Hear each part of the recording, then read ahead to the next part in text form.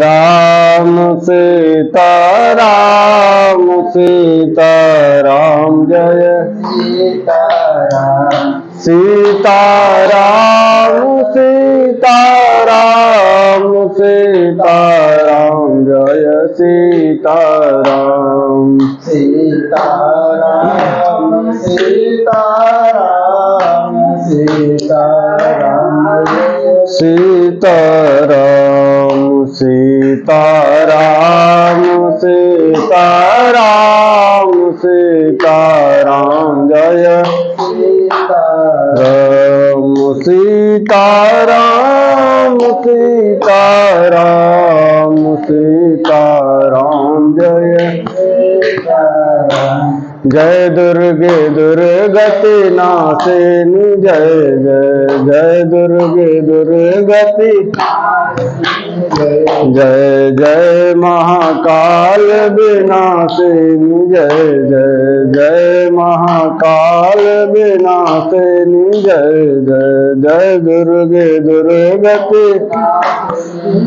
जय जय दुर्गे दुर्गति नाशिनी जय जय जय दुर्गे दुर्गति जय महाकाल विनाशिनी जय जय जय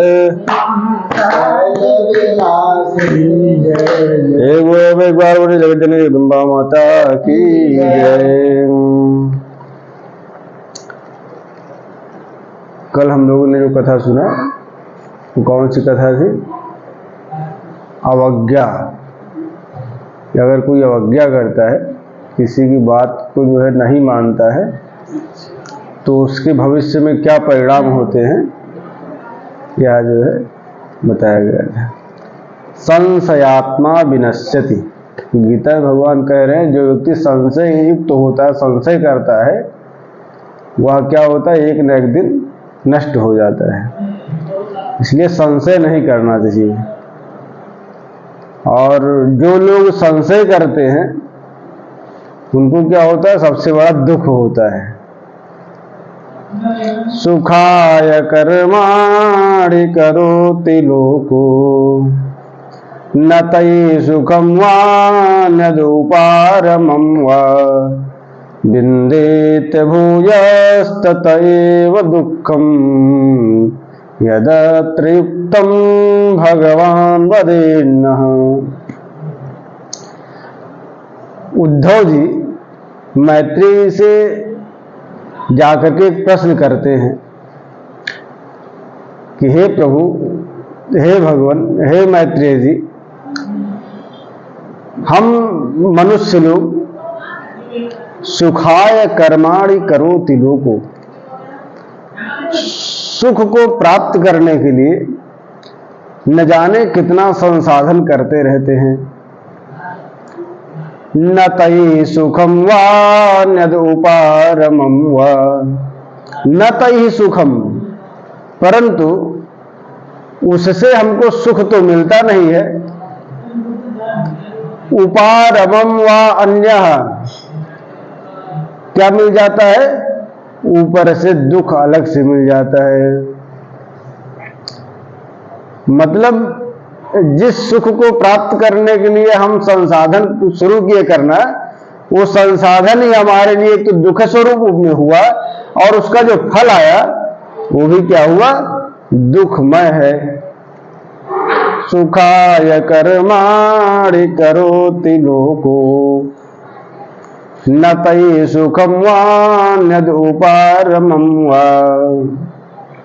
जिस तृप्ति के लिए, उपारमम, जिस तृप्ति के लिए हम निरंतर के हमको ये कार्य करने से सुख मिल जाएगा, हम अगर विवाह कर लेंगे तो हमारी पत्नी आ जाएगी तो हम सुख को प्राप्त कर लेंगे, हमारे बच्चे हो जाएंगे तो हम सुख को प्राप्त कर लेंगे, घर हो जाएगा तो हमको सुख मिल जाएगा, वह व्यक्ति हर जगह सुख ही ढूंढता है, जन्म से लेकर के और मृत्यु पर्यंत सुख को ही ढूंढता रहता है। और सुख को प्राप्त करने के लिए वह अनेक अनेक संसाधन अपने अपने बुद्धि बल विवेक के अनुसार अपनाता है। ऐसे ही दुख के विषय में एक चर्चा है दुर्गा सप्तशती में। दुर्गा सप्तशती में एक समाधि नाम का वैश्य है। वो क्या करता है कि पूरा जो साम्राज्य है उसका बहुत बढ़ा हुआ साम्राज्य था, और उस बढ़े हुए साम्राज्य को अच्छे से निरंतर चलता रहे। हर एक राजा का कर्तव्य है कि अपने साम्राज्य को धीरे धीरे बढ़ाता रहे, परंतु कभी कभी स्थिति एक समान नहीं होती है, स्थिति इसके विपरीत हो जाती है। और स्थिति जब विपरीत होती है तो जहां पर कृपा राम की हुई ता पर कृपा करे सब कोई, और जहि दिन राम भय दाहिने सब ही दाहिने ताहे। जब व्यक्ति का ग्रह गोचर गड़बड़ हो जाता है तो उसके जो अपने होते हैं सबसे पहले वही क्या करते हैं, खिन्न मनस्क हो जाते हैं, और खिन्न मनस्क होकर के वो ऐसे ऐसे संसाधन अपनाते हैं, ऐसे ऐसे रास्ते अपनाते हैं जिससे वह अपने ही शुभेच्छु व्यक्ति का, अपने ही शुभ चिंतक व्यक्ति का नाश के कारण बन जाते हैं। अमात्यैर्बल भीर दुष्टैर दुर्बलस्य दुरात्म भी। वह जो राजा है वह कहता है कि जो है महात्मा जी से कि अमात्यैर्बल भीर दुष्टैर, मैंने तो जितना भी संसाधन अपनाया वह सब राज्य के सुख के लिए, अपने जनों के सुख के लिए अपनाया, परंतु न जाने क्या हमसे गलती हुई कि हमारे जो अपने लोग थे, जो हमारे अच्छे शुभ चिंतक रहा करते थे, वही लोग शत्रुओं से इस प्रकार से मिलजुल करके हमारे राज्य को नष्ट कर दिया। और देखो हमारी एक गति और है, हमारी गति क्या है कि उन्हीं लोगों की वजह से हमको इतना दुख मिला, लेकिन हमारा जो मन है वो बार बार उन्हीं को याद करता है। हम यहां जंगल में आ गए हैं और यहां पर उसको छोड़ करके आए कि न रहेगा बांस न बजेगी बांसुरी, अपना इन लोगों को चाहिए, ये लोग ले जाएं, जैसे सुखी रहे वैसे हम कर दे रहे हैं। उसको छोड़ करके यहां जंगल में चले आए, और यहां पर क्या हुआ कि उनकी हमको याद सताने लगी, बार बार वही लोग हमको याद आते हैं। तो जा करके जो है, जब जो वहां पर महात्मा जी थे उनसे पूछा कि महाराज ये आप इसका कोई निराकरण बताइए। तो उन्होंने कहा कि देखो, दुख की निवृत्ति के लिए व्यक्ति को सबसे पहले करना क्या चाहिए। हम लोग क्या करते हैं कि दुख की निवृत्ति के लिए अगर कोई हमको एक बार गाली देता है ना, तो हम सोचते हैं कि अगर हम उसको गाली दे देंगे तो हमारा दुख दूर हो जाएगा। अगर अब गाली का युद्ध चलने लग जाता है, कोई हमको एक गाली दे, हम उसको 10 गाली दें तो वो हार जाएगा। अगर कोई 10 गाली तो हम उसको 100 गाली देंगे तो हार जाएगा। ऐसे ही व्यक्ति तमाम प्रकार का उद्योग अपनाता रहता है, उसके मूल में नहीं जाता है। उसके मूल में कब जाएगा, जब मन शांत होगा और मन में भी जब श्रद्धा रहेगी, जब ज्ञान रहेगा मन को, तब जो है जाकर के हम इस प्रकार के विचार को उत्पन्न कर सकते हैं कि हमारे मूल, इसके दुख का मूल कारण क्या है। तो वहां पर जो महात्मा जी हैं उन्होंने एक कथा बताया, कहा भैया ऐसे सृष्टि में क्या हुआ था। एक बार विष्णु जी सो रहे थे और सोते सोते क्या हुआ कि उनके कान से 2 बड़े भूत उत्पन्न हो गए, और वो भूत इस प्रकार से उत्पन्न हुए कि उनका नाम है मधु और कैटभ। और वो उत्पन्न होकर के क्या करें, पहले तो पूरे संसार में जितना उनको जहां तक दिखाई पड़ता था वहां तक अपना साम्राज्य फैलाते गए और खूब उछल कूद करते थे। और उछल कूद करते करते एक दिन क्या हुआ कि उनको जब और कोई नहीं मिला तो ब्रह्मा जी कमल के ऊपर बैठे हुए थे और जा करके उसी कमल को, वो जो है कमल की जो तंतु होती है, जो नीचे से जो रहता है, उसी को पकड़ करके वो हिलाने लगी कि इस पर कौन है। तो देखा ब्रह्मा जी इस पर बैठे हुए थे। तो ब्रह्मा जी देखे कि ये तो हमारा आसन ही सारा डोल रहा है। तो ब्रह्मा जी ने क्या किया कि रात्रि देवी का स्मरण किया। रात्रि देवी का स्मरण, त्वं स्वाहा त्वं सुधा त्वं हि वषट्कारः स्वरात्मिका सुधा त्वमक्षरे नित्यं तथा मात्रात्मिका स्थिता। रात्रि देवी की पहले, सबसे पहले ब्रह्मा जी ने स्तुति किया। और ब्रह्मा जी ने स्तुति करके कहा कि जब रात्रि प्रकट हुई तो उनसे कहा कि बताइए ब्रह्मा जी क्या सेवा है हमारे लिए। तो उन्होंने कहा कि ये जो विष्णु जी सो रहे हैं, आप इनको जगा दीजिए। कहा कि हम इनको क्यों जगाएंगे। कहा कि अगर ये नहीं जागेंगे तो ये जो दोनों राक्षस हैं, ये हमको क्या करेंगे, नष्ट कर देंगे। यहां देखो, जो वैसे ये मधुकैटभ कथा सभी कोई जानता है, परंतु इस मधुकैटभ के कथा के बीच में क्या रहस्य क्या है। कर्म रूपी स्वयं ब्रह्मा फल रूपी महेश्वरा। वो ब्रह्मा जी कौन है।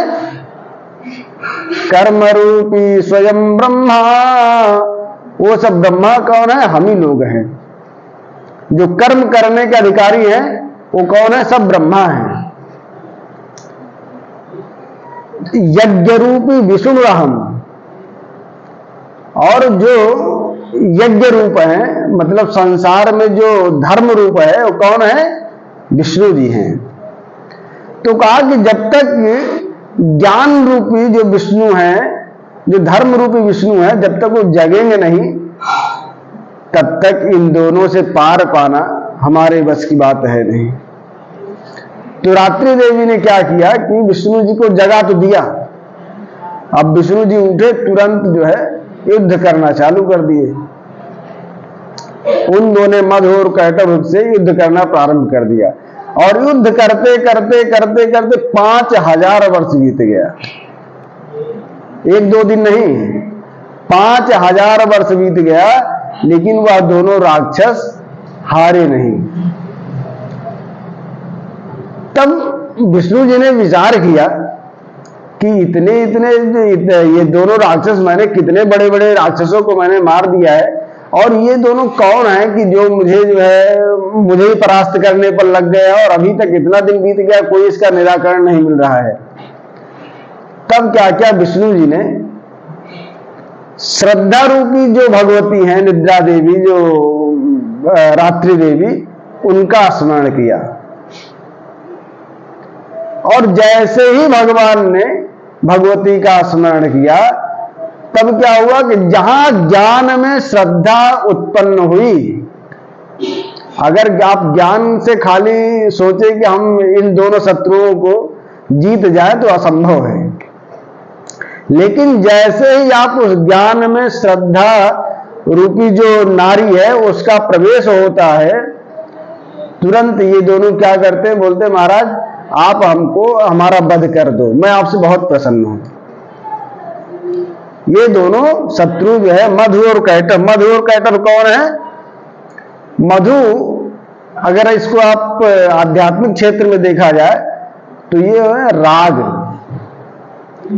व्यक्ति का जो राग उत्पन्न हो जाता है ना, कि हमको ये प्राप्त करने से, हमारा ये पेंट इस प्रकार से हो जाए, हमारा ये गाड़ी इस प्रकार से हो जाए, तो हमको जो है सुख मिल जाएगा।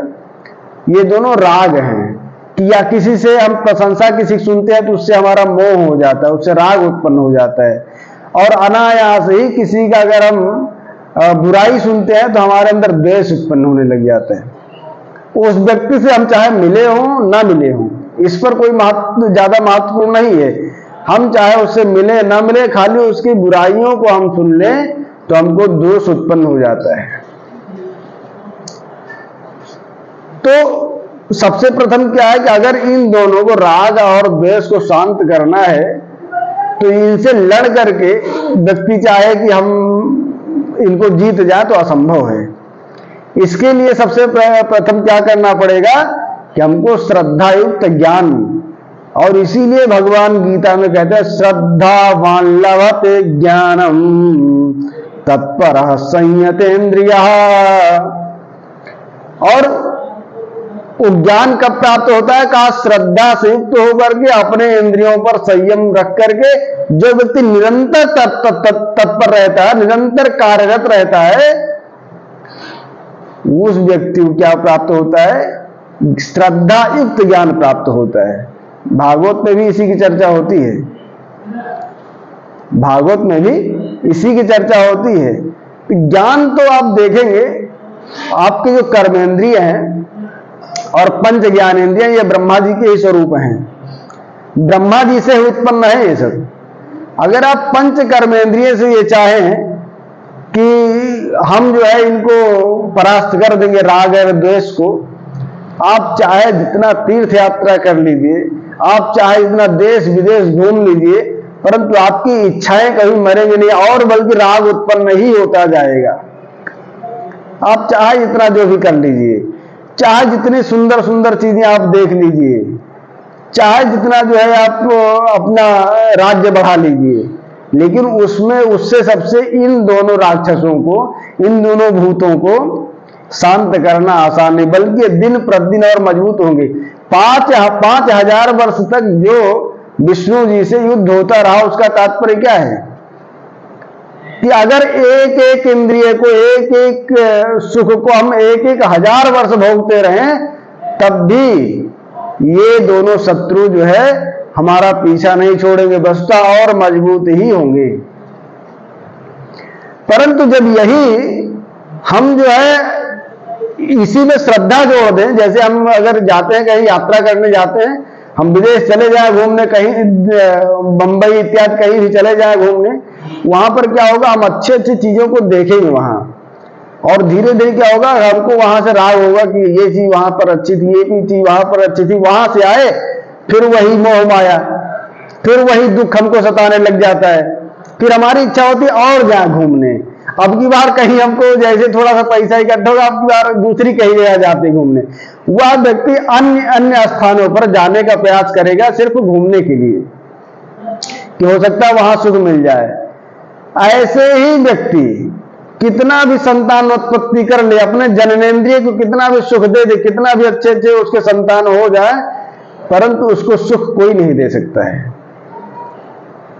और उस अपने चाहे यात्रा हो, चाहे कर्म हो, चाहे साम्राज्य हो, कुछ भी हो कर ले, उसको सुख कोई नहीं दे सकता। सुख कौन दे सकता है? श्रद्धावान लभते ज्ञानम। जब श्रद्धा से युक्त ज्ञान होगा, जब श्रद्धा रूपी भगवती से युक्त वह भगवान धर्म स्वरूप भगवान विष्णु होंगे, तब क्या होगा? यज्ञ रूपे विष्णुराम, तब क्या होगा? फल रूपी महेश्वर। तब भगवान शिव अपने आप प्रकट हो जाते हैं। फल रूपी महेश्वर। फल क्या है? जब हम लोग कर्म करते हैं और उस कर्म में जब धर्म युक्त होता है, तो कौन उत्पन्न होता है? फल रूपी महेश्वर। तब भगवान शिव जी उत्पन्न होते हैं। और देखो तुलसीदास जी ने यही बात कहा है, भवानी शंकरो वंदे श्रद्धा विश्वास रूपिणो। जब श्रद्धा होगी तभी विश्वास होगा, तभी फल उत्पन्न होगा। कर्म हम करते रहें, चाहे इतना कर्म करते हैं, परंतु अगर उसमें श्रद्धा नहीं है, ज्ञान है हमारे पास में, परंतु अगर श्रद्धा नहीं है उसमें, तो उसको हम करते रहेंगे। वो खाली हमारे जीविका का साधन तो बन सकती है, वो जाने आने का कारण तो बन सकता है। पैर का जो है, जो मूर्छा लगा है पैर में, वो छूट सकता है। आंखों को सुख मिल सकता है, जो कीचड़ इत्यादि गए हैं आंख में, वो सब छूट सकते हैं, परंतु कोई शांति नहीं दे सकता है। शांति कौन दे सकता है? कि जब आप श्रद्धा से युक्त होकर के और यह संसार रूपी यज्ञ को आप संपन्न करते हैं। संसार रूपी यज्ञ क्या है? कि हम जो भी कार्य करते हैं, जैसे आपने चर्चा किया था अभी थोड़ी देर पहले ना, कि घर की देवी ऐसे बैठी रहे और बाहर के हम जो है जाकर के दर्शन करते रहे। ऐसे ही देवहूति जी के प्रसंग में, ज्यादा बड़ा चर्चा नहीं करूंगा, देवहूति जी के प्रसंग में भगवान कपिल कह रहे हैं माता देवहूति को, जो व्यक्ति अपने निकट देवताओं को छोड़ करके, अभी इसको बताऊंगा देवता कौन है, अपने निकट जो देवता हैं उनको छोड़ करके और मंदिर इत्यादि में जा करके, इसका मतलब ये नहीं कि हम मंदिर की उपेक्षा कर रहे हैं, मंदिर इत्यादि में जा करके भगवान को ढूंढता है, उस व्यक्ति को भगवान कदापि नहीं मिलते हैं। इसका मतलब ये नहीं कि हम मंदिर दर्शन के विरोध में बात कर रहे हैं। यहां पर पहले ये समझ लेना चाहिए कि हम देवता किसको बोल रहे हैं। वो कपिल जी किसको देवता कह रहे हैं? कहा देखो, जो नदी से जो पत्थर निकलते हैं वस्तुतः हम उनको शालिग्राम मानते हैं, उनको हम नर्मदेश्वर मानते हैं उनको, और जो व्यक्ति कोई मूर्ति को पत्थर काट करके बनाता है हम उसको, उस मूर्ति को भगवान मानते हैं।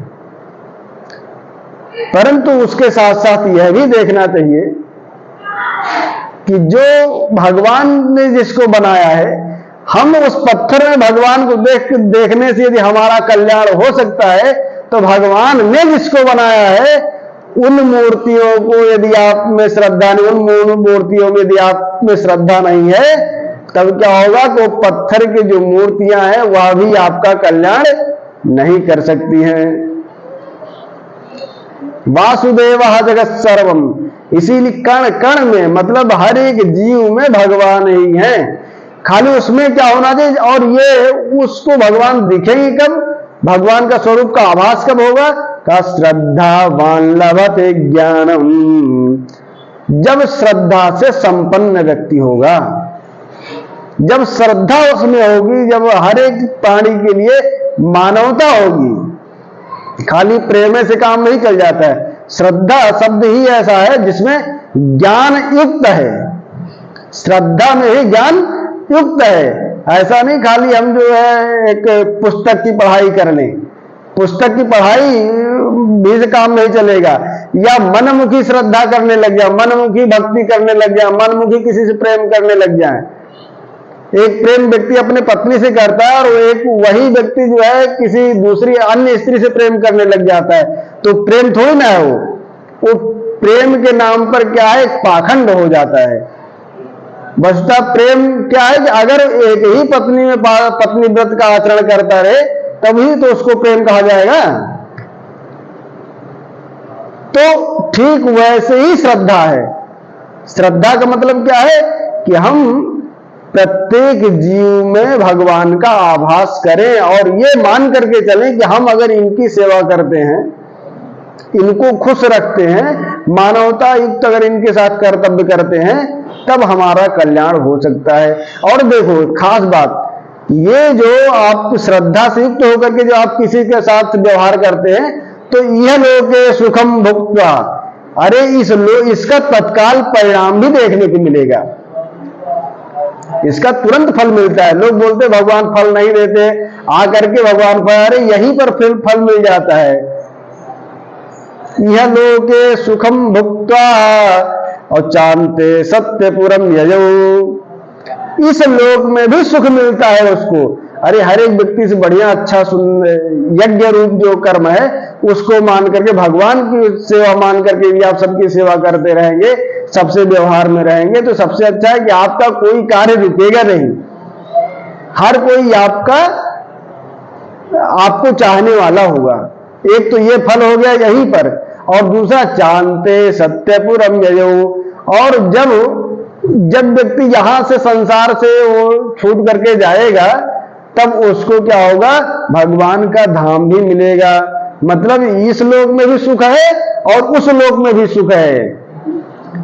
तो दुर्गा सप्तशती के माध्यम से जो भगवान ने उस वैश्य को बताया और उस राजा को बताया, उपदेश दिया सुवेधा ऋषि ने, वो क्या उपदेश दिया कि इसमें मूल कारण क्या है कि हमारे में सब कुछ तो रहता है,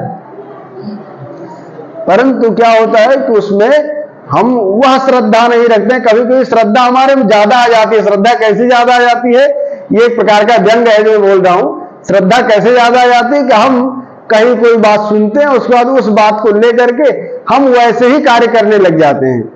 वस्तुतः एक ही बात हर जगह पर लागू नहीं होती है। जैसे मान लीजिए मैंने ये कहा कि भगवान शालिग्राम को तुलसी चढ़ाते हैं तो हमको बहुत अच्छा पुण्य प्राप्त होता है, परंतु उन भगवान शालिग्राम को तुलसी तभी अच्छी लगेगी जब आपके घर में जो शालिग्राम है, जो इन मूर्तियों में जो शालिग्राम छिपे हुए हैं, जब उन पर आप उनके वस्तुओं को देंगे तब भी आपको उससे ज्यादा ही लाभ होगा, और तभी वह शालिग्राम पर जो आपका तुलसी दल है वह भी आपको लाभ देगा।